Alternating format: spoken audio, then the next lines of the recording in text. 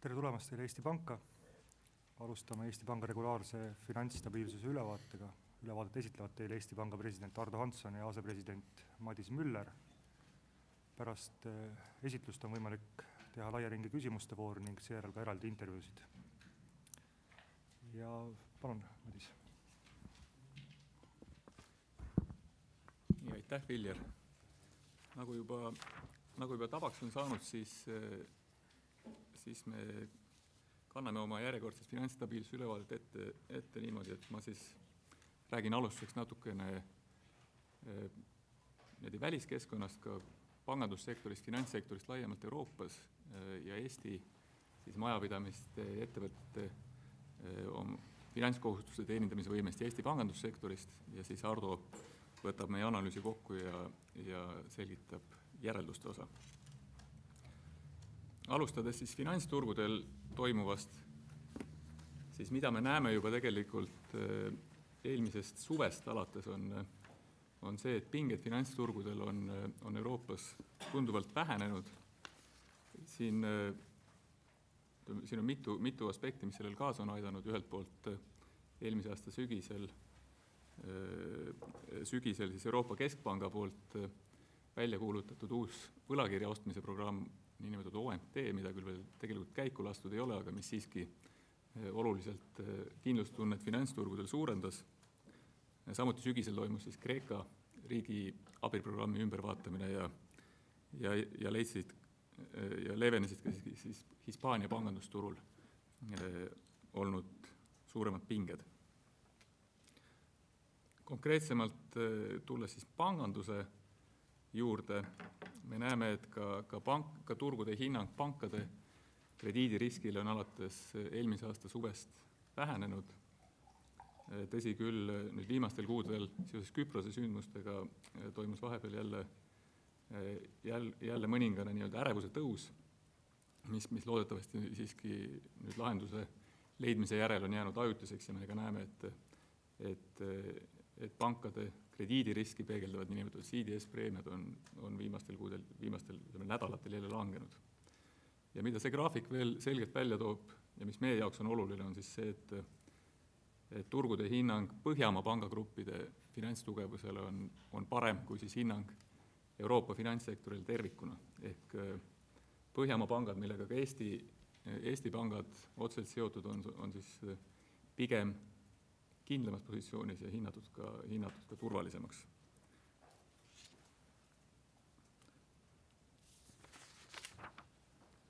Nüüd rääkides väljavaadetest ühelt poolt majandusele ja teiselt poolt siis ka loomulikult mõjutab see finantssektorit ja pankade väljavaadet, siis euroala üldine majandusolukord loomulikult ei ole täna kiita ja ka lähiaasta väljavaade on pigem pessimistlik ja majanduskasvu euroalal Euroopa Keskpanga baasstsenaarium veel ette ei näe. Aga nüüd panganduse poole pealt vaadates, siis mida me näeme Euroopa Keskpanga poolt läbi viidud küsimustest pankadele, on siis see, et pangad küll mingil määral veel on karmistamas euroalal keskmiselt klientidele laenutingimusi, aga mis on nüüd muutunud viimastel kvartalitel on see, et enam ei ole pankade jaoks piiranguks mitte siis ligipääs likviidsusele, millel on oluliselt kaasa aidanud Euroopa Keskpanga sammud, ega siis ka otseselt bilansilised piirangud, kuigi paljud pangad veel peavad tegelikult kapitali juurde tõstma, vaid pigem on siis probleemiks ka pankade jaoks just nende hinnang riskidele reaalmajanduses ja nõrk üldine majanduskeskkond. Ja samuti rääkides veel Euroopa ja euroala pangandusturust ja laenuturust, siis väga selgelt on endiselt just laenude poole peal jätkumas turgude fragmenteeritus ehk niimoodi tuumikriikides ja ka Eestis on üheskoos siis Euribori langusega ka ettevõtetele antud laenude intressid langenud, samas kui siis perifeeria probleemsemate riikide puhul see aset leidnud ei ole. Tulles nüüd Eestile lähemale ja vaadates Rootsi pankade olukorda, siis üks, millele me oleme ka varem tähelepanu pööranud, on see, et Rootsi pangad võrreldes ülejäänud Euroopa pankadega paistavad siis silma selle poolest, et nad rahastavad ennast suhteliselt rohkem turupõhiselt. Ehk siis antud joonisel, kui vaadata seda paremat plokki, mis kirjeldab euroala pankade keskmist bilansistruktuuri, siis on näha, et see punane joon, mis näitab laenuportfelli osatähtsust bilansis, on suhteliselt lähedal nendele hallidele tulbaosadele, mis on hoiused. Ehk siis laenud ja hoiused on ligikaudu samas mahus. Siis nüüd vasakpoolne Rootsi pankade graafik näitab, et nende puhul laenude maht bilansis on tunduvalt suurem kui hoiuste maht.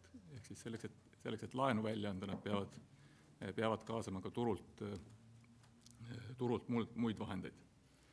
Et see iseenesest ei ole muidugi probleemiks niikaua, kui rahaturgudel ei nähta liiga suuri riske Rootsis ja Rootsi pankades. Ja nagu me eelnevalt nägime, siis täna neid riske väga kõrgeks ei peeta, aga siiski see üks riskiallikas Rootsi jaoks on. Ja positiivne on siin vaid siis näha, et tegelikult see hoiuste osakaal on stabiilselt siiski viimastel aastatel olnud väikses kasvutrendis. Tulles nüüd konkreetsemalt Eestisse ja vaadates kõigepealt arenguid Eesti ettevõtete bilanssides ja Eesti ettevõtete võimet oma finantskohustusi teenindada, siis me näeme, et ajapikku viimase 2 aasta jooksul on Eesti ettevõtete bilansistruktuur muutunud konservatiivsemaks.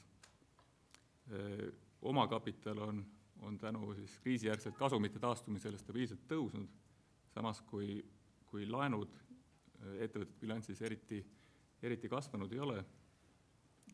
Ja kui võrrelda siis nüüd Eesti ettevõtete bilansis omakapitali ja võõrkapitali ja laenude suhet, siis see on ka Eestis suhteliselt konservatiivsem kui euroalal keskmiselt.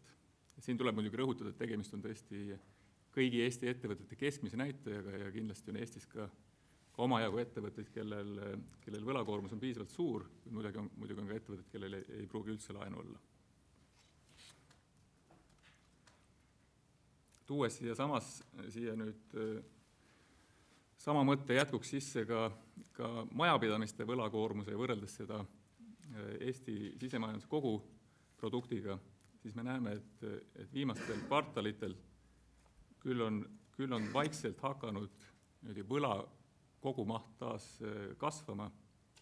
Samas see kasv jääb seni endiselt alla veel SKP kasvule. Ehk siis tulemus on see, et ettevõtete ja majapidamiste võlg suhtena SKP-sse täna on endiselt pigem langemas. Ja see 140% SKP-st võlakoormus Eesti erasektoril suhtena sisemajanduse kogutoodangusse, see on Euroopa keskmise lähedal, samas võib öelda, et ta ei ole üleliia madal näitaja. Nüüd tulles ühe nii-öelda eriteema juurde, mida me seekord pisut tähelepanelikumalt enda ülevaates hindasime, ja see on esimest korda, kui me neid andmeid pankadelt küsisime, seetõttu meil ei ole ka võimalik teha ajast tagasi võrdlust, on siis küsimus sellest, et kui paljudel eluasemelaenu võtnud peredel või inimestel on laenu jääk suurem kui laenu tagatiseks oleva vara väärtus. Ja me näeme, et see on pisut enam kui 10% peredest või laenuvõtjatest, kes täna sellises olukorras on, mis iseenesest ei pruugi olla probleemiks, kui laenuvõtja suudab siiski laenu teenindada. Kuid see võib olla muidugi keeruline inimese jaoks, kes on huvitatud näiteks eluaset vahetamast ja sellises olukorras võib see tähendada vajadust lisa raha järgi uue eluaseme ostmiseks.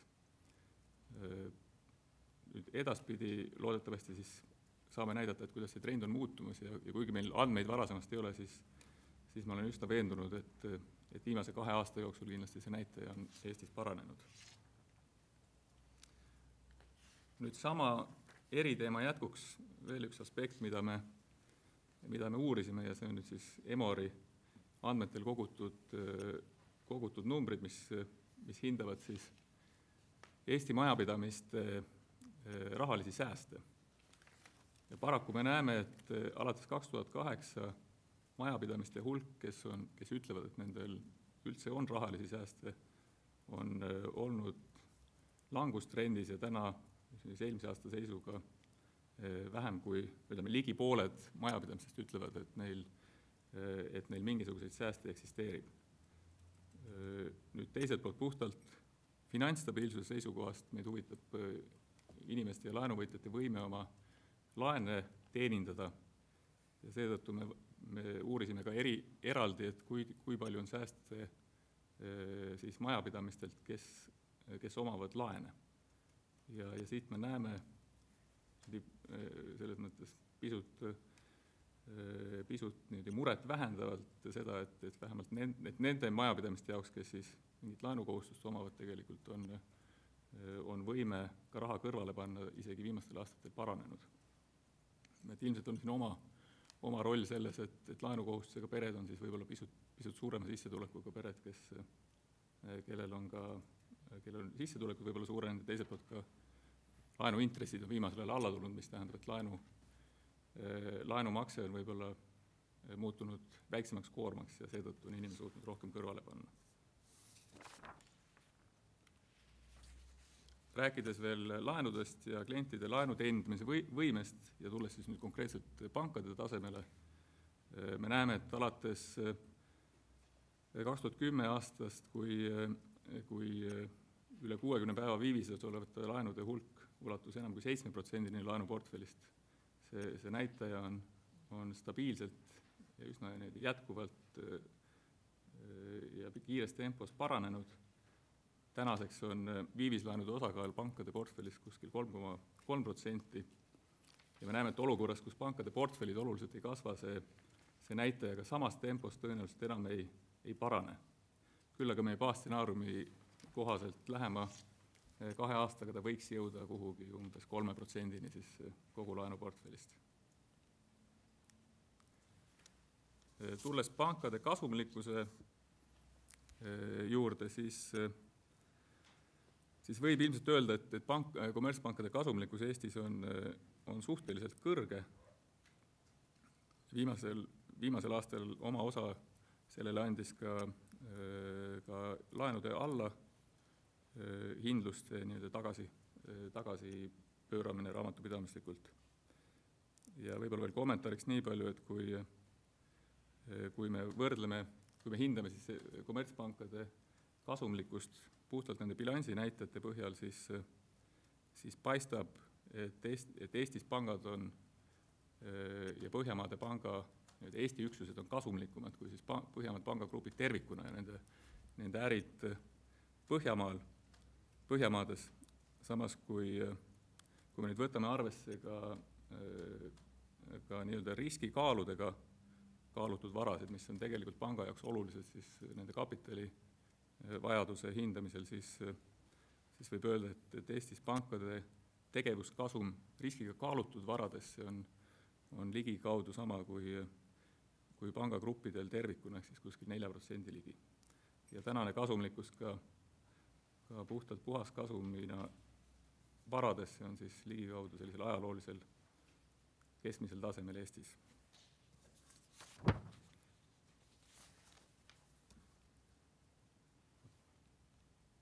Meil seekord isegi ei ole eraldi slaidi pankade kapitali ja likviidsusnäitajate kohta, kuid võib-olla kommentaariks nii palju, et tõesti olulisi arenguid viimase poole aastaga olnud ei ole. Eesti pangad on jätkuvalt väga tugevalt kapitaliseeritud, keskmine kapitali aga adekvaatsus on 24%, mis on mitu korda üle siis regulatiivse miinimumnõude ja samuti ka likviidsussuhtarvud on Eesti pankadel väga head.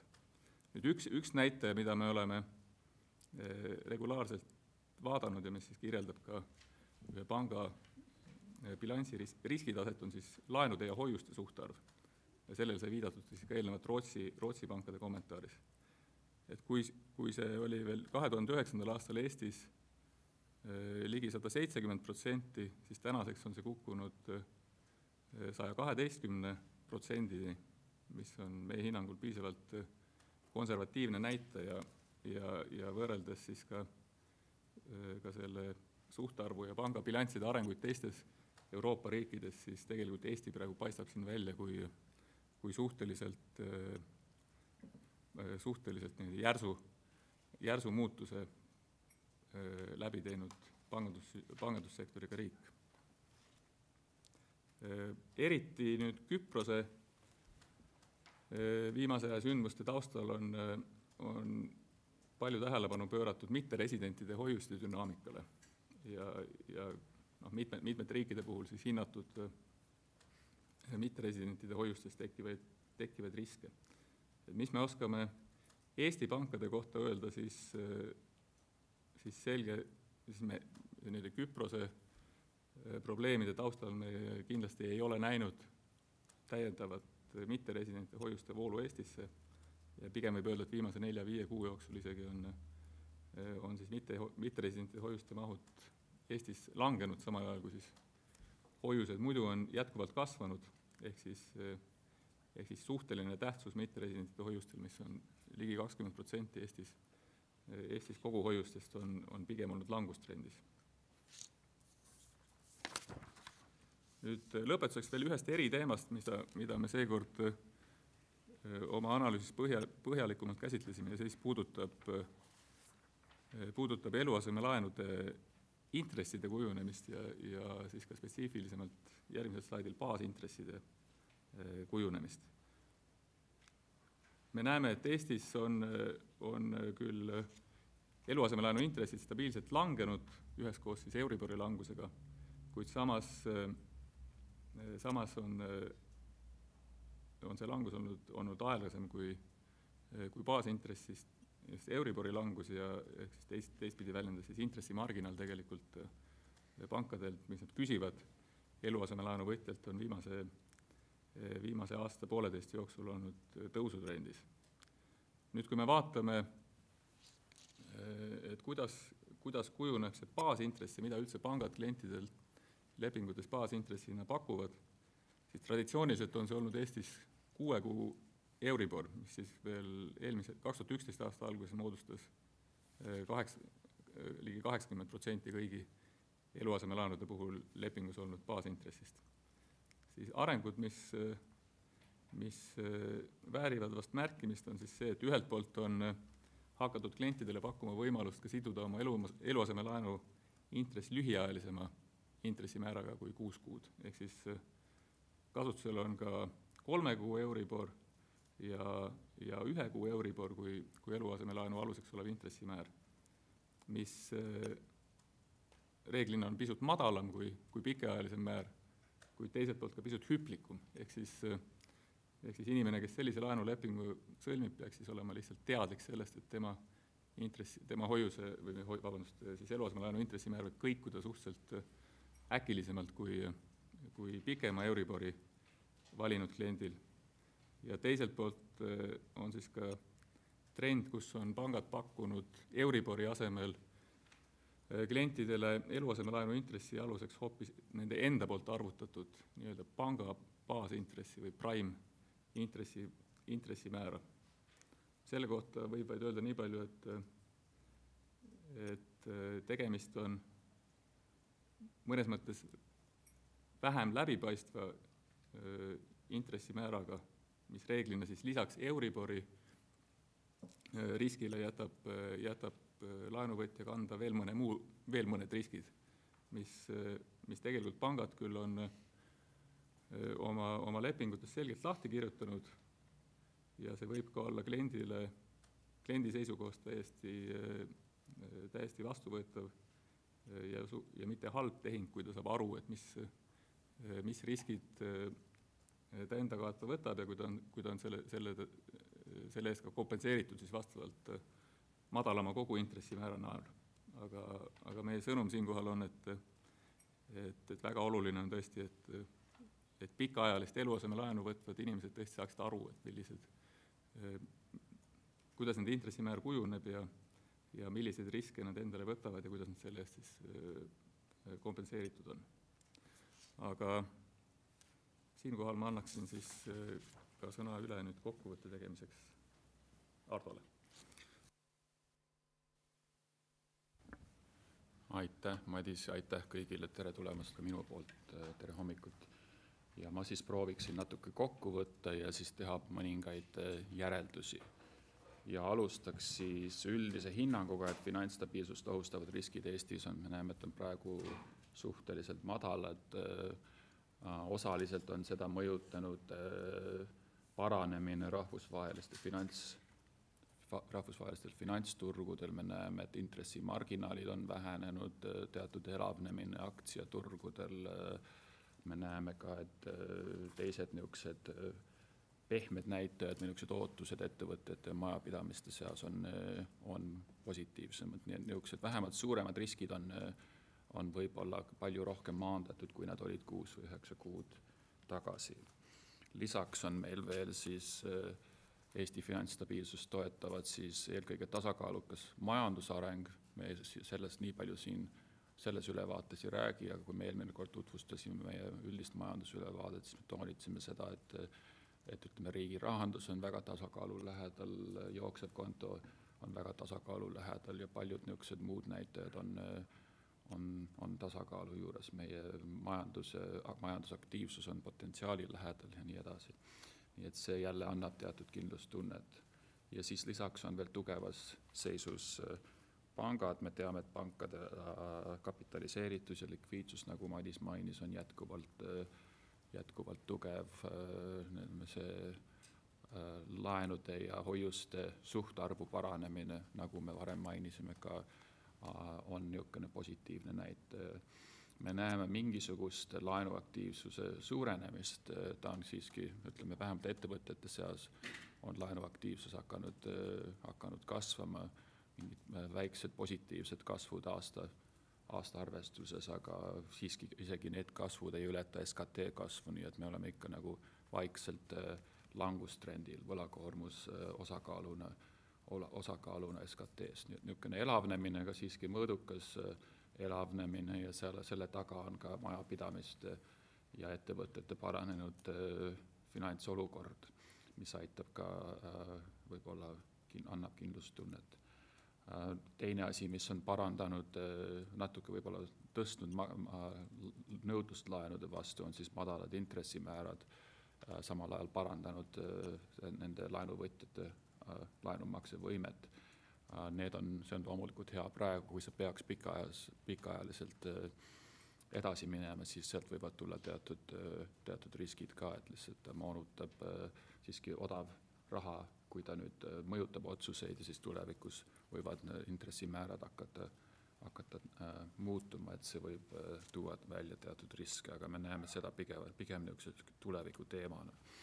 Üks teine tegur, mis võib-olla aitab natukene vähendada riske, on lihtsalt see fakt, et Eesti finantssektor on suhteliselt, mitte üliväike, aga võrreldes mõnede teiste riikidega siiski suhteliselt väike võrreldes majanduse kogu mahuga või suurusega, mis lihtsalt tähendab, mida väiksem pangandussektor, see siis lihtsalt aritmeetiliselt tähendab, et neid riske sellest sektorist võib, kui need riskid peaksid ilmnema, siis nende kvantitatiivne mõju majandusele on siiski natukene väiksem. Tulles siis nende riskide juurde, me näeme, et kuigi niisugused väiksed riskid on tuleviku, ülespoole riskid tulevad sellest, et kui see kindlustunne peaks paranema, intressimäärad on madalamad, et võivad tekkida niisugused surved nagu positiivselt poole ka, aga põhilised riskid on allapoole ja eelkõige tulevad väliskeskkonnast. Vaatamata finantsturgude olukorra paranemisele on siiski riskid üleval ja eelkõige, et euroala nõrk majandus lihtsalt halvendab Euroopa pankade krediidikvaliteeti. Kui sul on väikselt negatiivne kasv mõnes piirkonnas, isegi natuke kiirem negatiivne või kiirem langus, see ilmtingimata peab mõjutama pankade tulemusi. Nii et ja siis siin võib ka olla, et kui turgude eelmise aasta lõpus osaliselt taastunud usaldus võib ka kiiresti väheneda, kui peaksid tulema mingisugused vastulöögid või kui kõik Euroopa Liidu liikmesriigid siis ei panusta piisavalt oma reformide läbiviimisel. Teine dimensioon on siis, nagu Madis mainis, seotud Põhjamaade pankadega. Tegelikult praegu nad on väga heas seisus ja nad on kaasanud laenuvahendeid turgudelt ja senini on nad saanud neid soodsamatel tingimustel, aga nagu me toonitame, Rootsi pankade rahastamine siiski, kuigi see sõltuvus on vähenenud, sõltub siiski finantsturgude usaldusest ja on seetõttu kergesti haavatav, kui seal peaks mingisugune neid riske või hinnanguid peaks ümber vaatama. Ja siis lõpetuse poole siis tulles natuke siis eelkõige mingeid järeldusi seotud euroalaga. Ja siis siin on mitu teemat. Üks on, et jätkuvalt on kriitilise tähtsusega, et liikmesriigid panustaksid reformi jõustamisse ning tugevdaksid oma riigi rahandust. See on juba toimunud. Me siiski näeme, et euroala koondeelarve puudujääk on vähenenud, struktuurireformid liiguvad ikka pigem õiges suunas ja nendel teedel nagu jätkata on väga tähtis.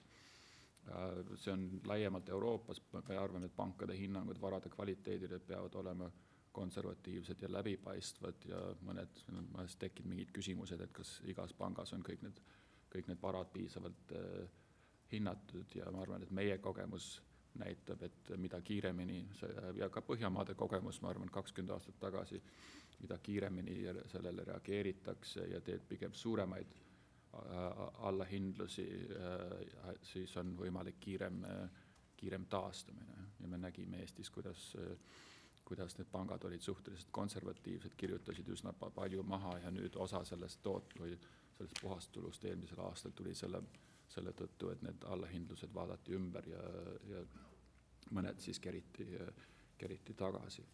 Siis Euroopas on ka väga tähtis institutsionaalne areng.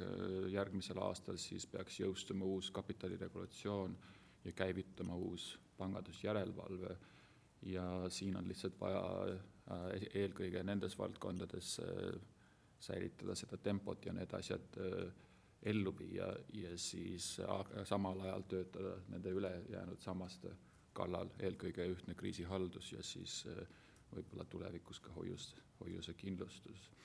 Ja meile on nagu eriteemana see hästi toimiv regionaalne Põhja-Balti koostöö, kui nüüd senini järelevalvajad Põhja-Balti piirkonnas on teinud head koostööd ja kui nüüd see institutsionaalne süsteem siis muutub, et siis see hea koostöö peaks siis edaspidi säilima.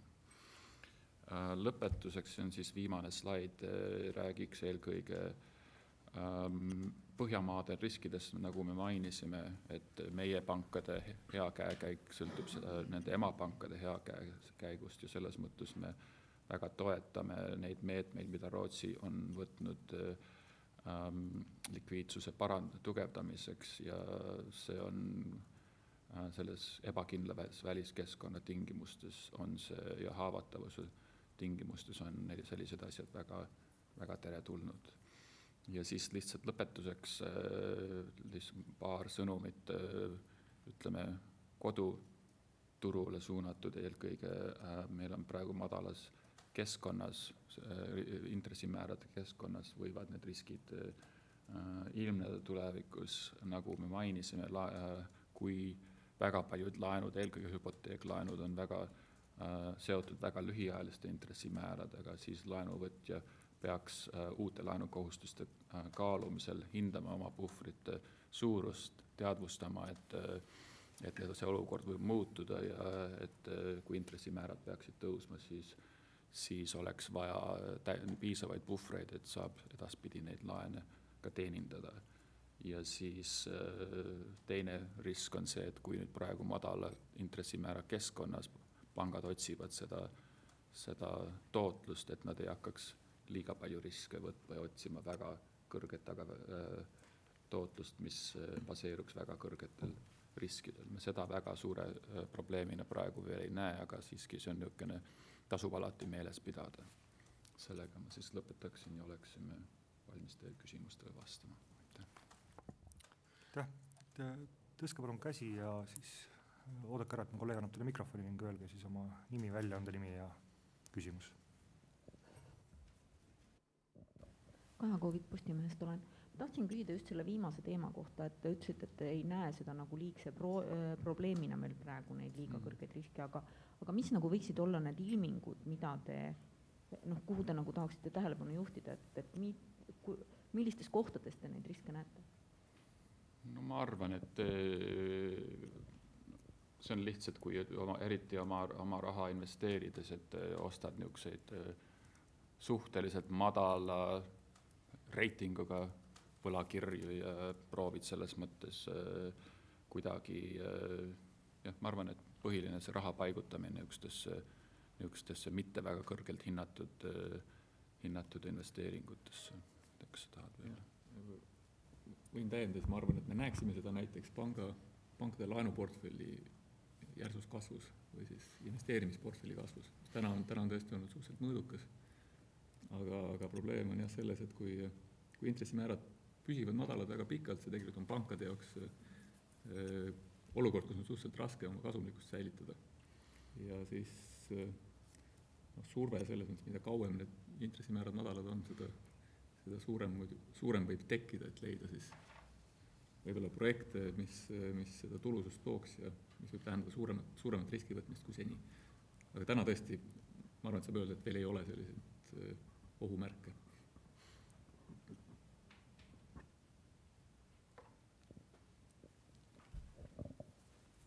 Dave Mardeste from Reuters. My first question is, essentially we've talked about, about the banking system, but we haven't talked about inflation. So are you concerned or worried at the moment about a slowdown of inflation in the Eurozone? Yeah.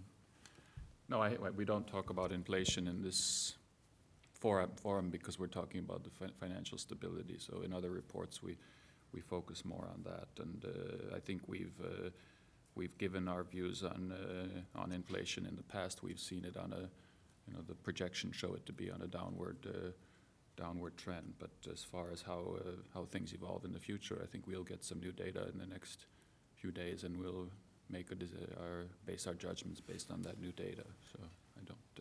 So far, I think it's the trends. The last few months have been pretty close to the forecast trends.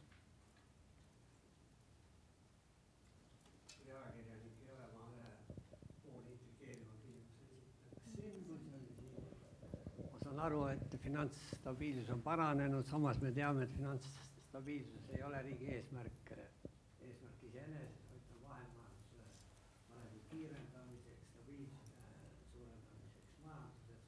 Ma arvan, kas ei oleks nüüd mõelda sellele, et Eesti võiks oma paremat finantsstabiilsust müüa majanduskasvuks, kasutada majanduskasvuks, et te saaksime kuidagi seda soodsat olukorda praegust oma huvits ära kasutada, mõtelda rohkem majanduskasvule mõttes. Seda me vajame ju väga praegust. Tööhind jääb madalaks, kiirelt oleks mõtelda praegust, et inimesed välja rändaksid, saab palka tõsta, majanduskasvu kiirendada, võtaks mõned riskid. Me saame soodsamat laenu praegust kui teised. Meile antakse madalama protsendiga kui teistele. Meile võiks tulla investeeringud parema meelega kui teistele, kus ei ole seda kindlust, mis meil on. Me võiksime muuta oma finantskindlus majanduskasvuks. Ma saan aru, et see on Eesti Panga ülesanne. Me ei magaks maha, et ükskord meil praegust oli ilus aeg 2013-2014, me olime kõigist paremad, kõigist kindlamad, kõigist stabiilsemad. Ja siis kasvu ei tulnud. See oleks nagu finantskriis, mis on kasulik. Finantskriis on kasulik selles mõttes, et ta nagu midagi teeb, aga sa ei tohi liiga kauaks sinna sisse jääda, et kiirelt välja toon oma kasuks ära pöörama. No, see oleks Ma arvan, et loomulikult, kui sul on niisugused head näitajad, see siis kindlasti on positiivne pikemas perspektiivis, et see lihtsalt näitab, et see nagu, kui keegi mõtleb, kuhu investeerida ja Eesti ettevõtjad mõtlevad, kas investeerida, et see siis peaks neid julgustama. Teisest küljest me näeme, et tegelikult praegu see nõudluse pool ei ole väga nõrk, et kui tegelikult me näeme isegi praegu töötaolek on 9,3%, aga me näeme ka teatud palgasurveid, need ei ole veel väga suured, me näeme, et inflatsioon on pigem olnud natuke kõrgem kui madalam, me näeme, et selles mõttes, et me oleme ka varem toonitanud, et see majandus on tasakaalus, aga et see tasakaal on küllaltki habras, et kui peaks praegu hakkama väga palju, ütleme jälle, seda võimalust ära kasutama, majandust selle võrra stimuleerima, siis üks risk on alati see, et ja see ahvatlus on seal selles mõttes, et intressimäärad, nagu te mainisite, on madalad, aga lihtsalt kui seda nõudlust tõsta ja põhiline mõju on, et hakkab lihtsalt jälle seda ebatasakaalustatust suurendama, hakkab inflatsiooni tõstma, palgakasv läheb oluliselt kiiremaks tootlikkuse kasvust, et siis see võib jälle selles mõttes tagasilööke anda, millega peab siis tulevikus tegelema. Kui me oleks niisuguses madala nõudluse keskkonnas, kus oleks hästi palju niisugust kasutamata võimsust ja nii, et surved ei eksisteeriks, siis sellist asja võiks, ma arvan, rohkem kaaluda. Kui tohib veel lisada, siis tegelikult me näeme, et kui pankade laenuportfellid on vaikselt kasvama hakanud, see kasv tegelikult ongi tulemas just ettevõtte laenude poolelt. Et mingil määral on see toimumas. Ettevõtted on pisut aktiivsemaks muutunud. Me näeme, et ka investeeringud põhivarasse näiteks on siiski kasvutrendil. Et nüüd küsimus, kas see võiks olla kuidagi veel võimsam ja hoogsam. Raske öelda, et see muidugi, jah, et keskkond on ka selline siiski ja et ettevõtja seisukohast eks ollakse ka siiski veel suhteliselt võib-olla ettevaatlikud, sest olles eksportiv ettevõtja, sa ikkagi näed, et välisturgudel olukord ei ole liiga roosiline ja ilmselt ollakse pigem tasakaalukad täna.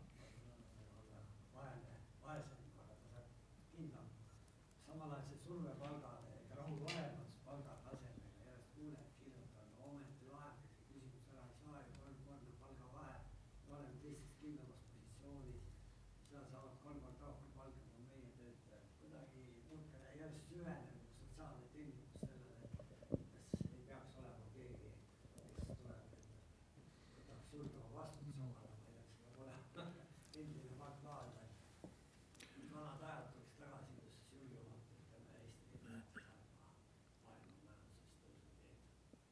no ja see ahvatlus on olemas, aga survega, aga meil on. Kui teavad, rahvas läheb Eestist välja, keegi ei taha siin elada, mis riigis on väga head, stabiilne, aga kasvu polgad on nii kui vaestest nendest riskiriikidest 3 korda madalad.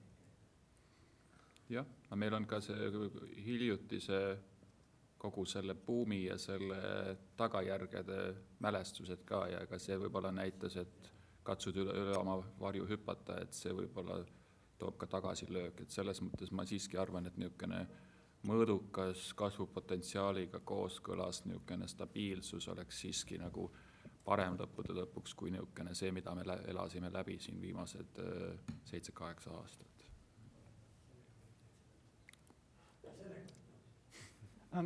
Returning to the economy, do you think that the Eurozone economy is weaker than previously expected, and do you think it needs stimulus?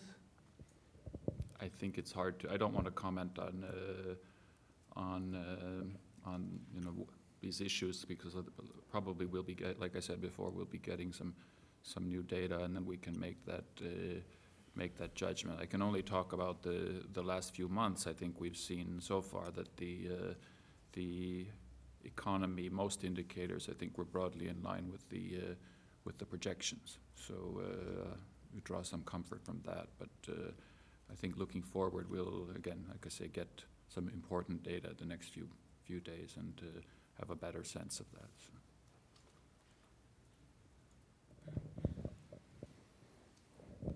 Ott Umbras, Bloomberg.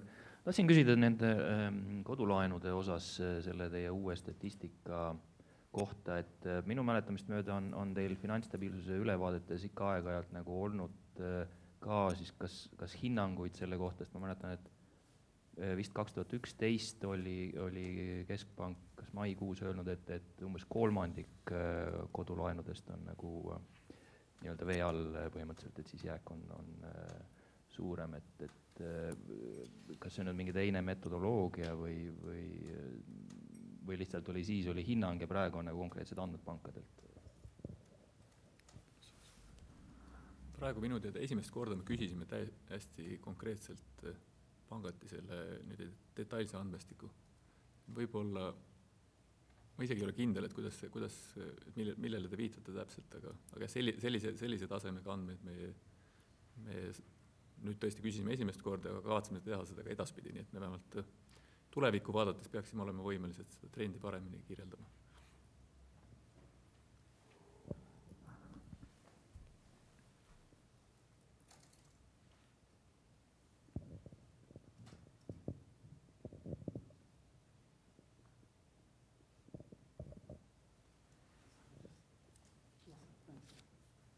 Returning to this comment you had in the statement regarding the confidence in the markets was partly restored late last year, but it may quickly fall again if all member states don't follow through with reforms.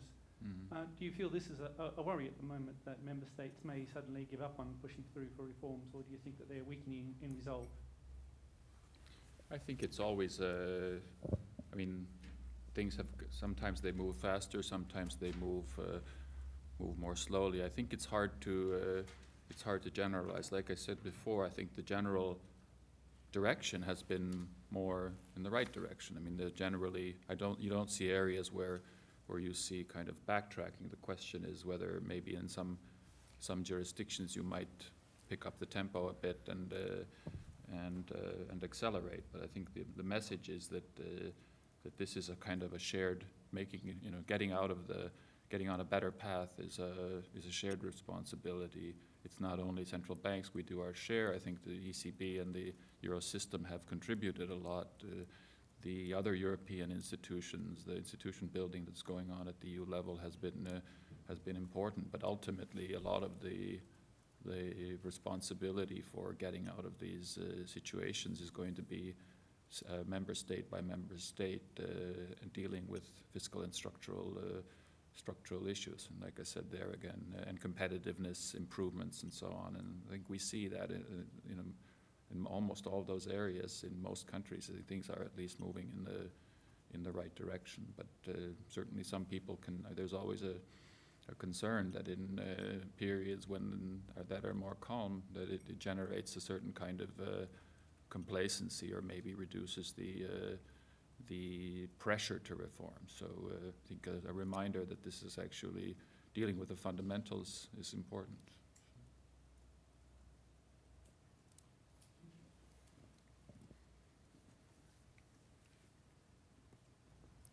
Kui rohkem küsimusi ei ole, siis aitäh kõigile tulemast ja on võimalust eraldi intervjuusid.